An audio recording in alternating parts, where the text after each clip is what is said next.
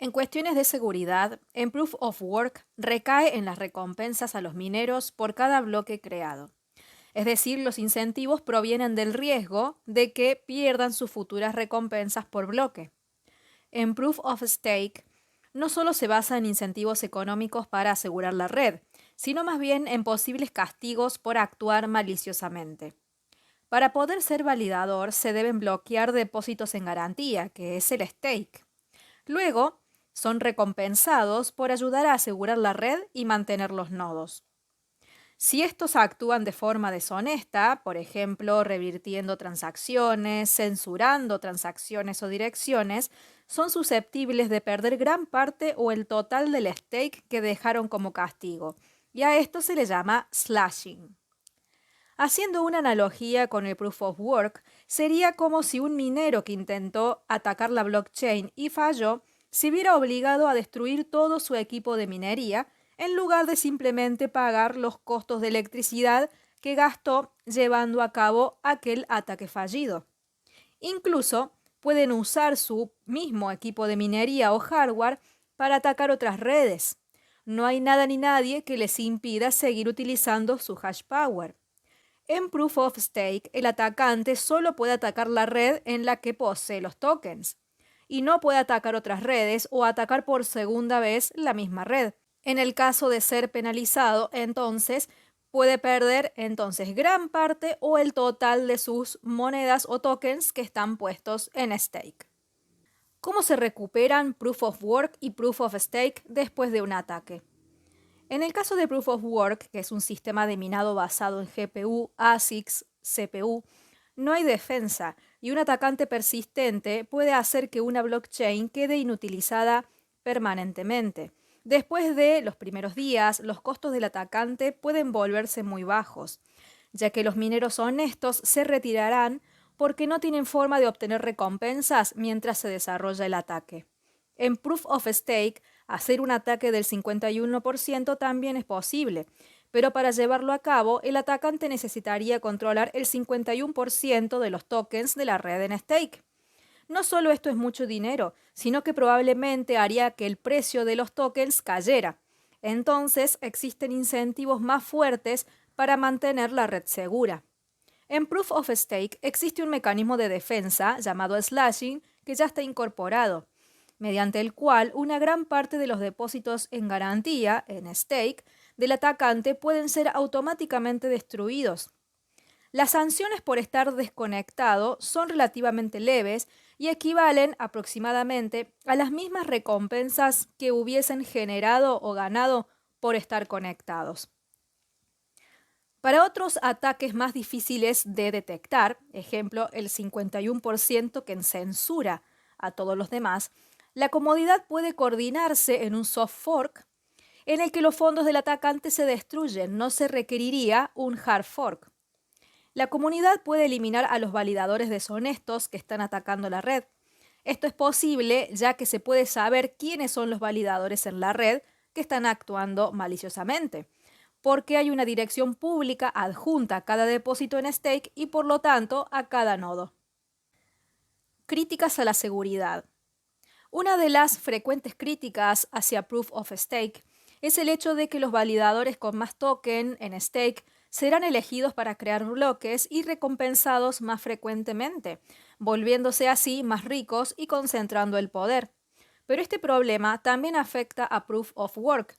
Las personas o entidades que más dinero poseen y lo inviertan en poder computacional para minar, más hash power tendrán y por lo tanto se harán más ricos. En este sentido, Proof of Stake es similar a Proof of Work. Los dos sistemas se basan en incentivos económicos, en el que los usuarios invierten o bloquean recursos económicos en el protocolo a cambio de recompensas en el mismo. En el caso de Proof of Work se invierte en poder computacional, hardware y electricidad. En el caso de Proof of Stake se compra el token del protocolo y se lo bloquea en stake como depósito de garantía. Proof of Work favorece enormemente a los ricos. Cuanto más grande es el pool que opera, más rentable será. Los grandes inversores adinerados obtienen ganancias mucho más altas, Por esto la minería de Proof of Work se ha industrializado y centralizado tanto. En contraste, Proof of Stake no ofrece tal economía de escala y el inversor que no posee tanto capital tiene exactamente el mismo margen de beneficio que el rico. Posibles ataques. El 51% en Proof of Work.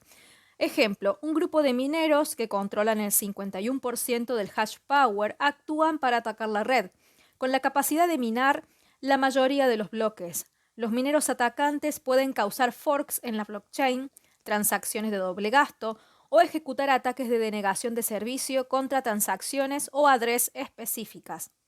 Cuanto más hash rate tiene un grupo minero, más largo será el fork que puede realizar, más bloques en el pasado reciente puede invalidar o más bloques en el futuro puede controlar.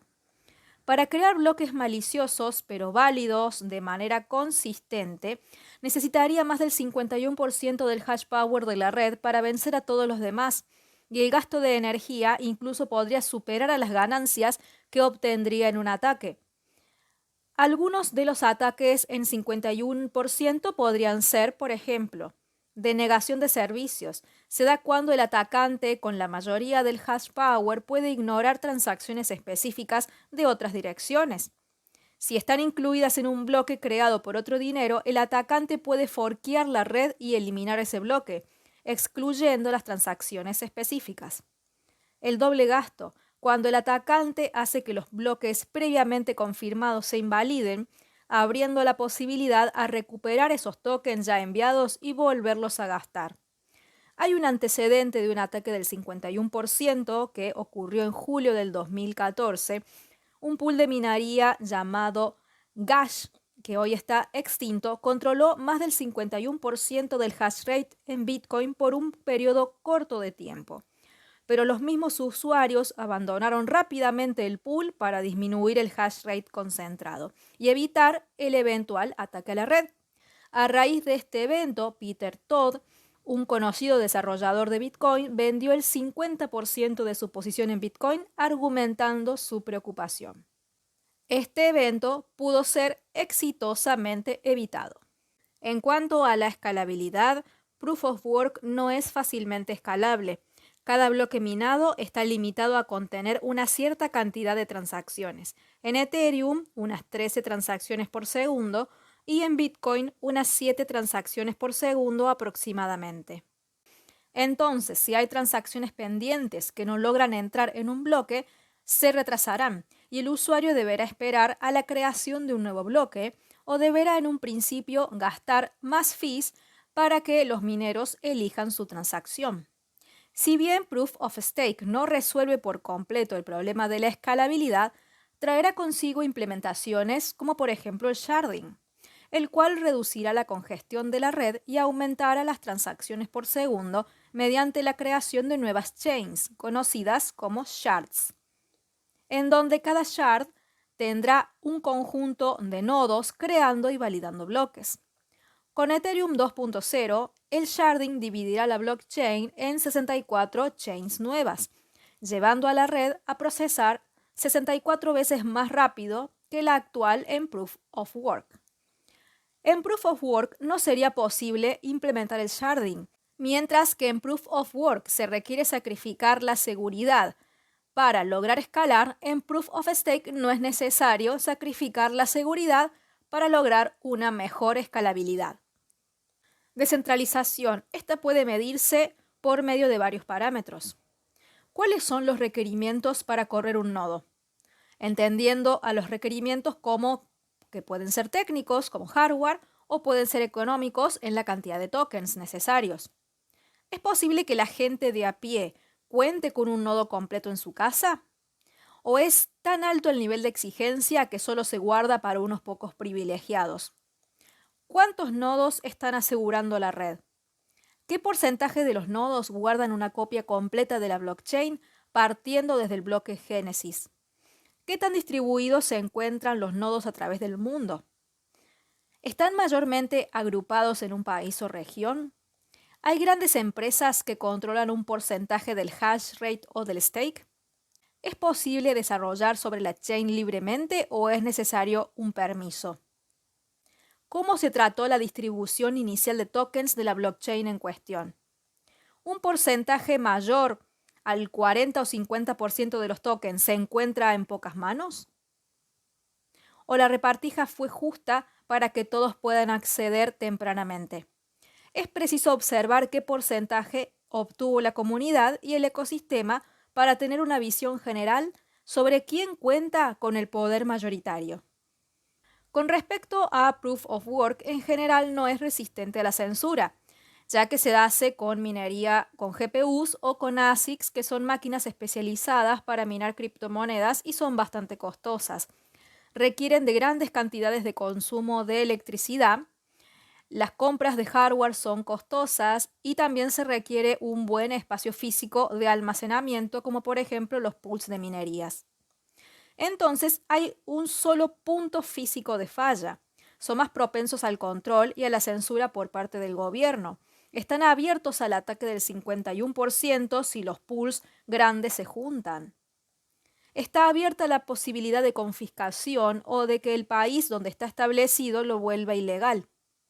Tiene barreras de entrada. Se requiere de una inversión inicial en hardware e incurrir en costos de energía eléctrica constantes para empezar a minar.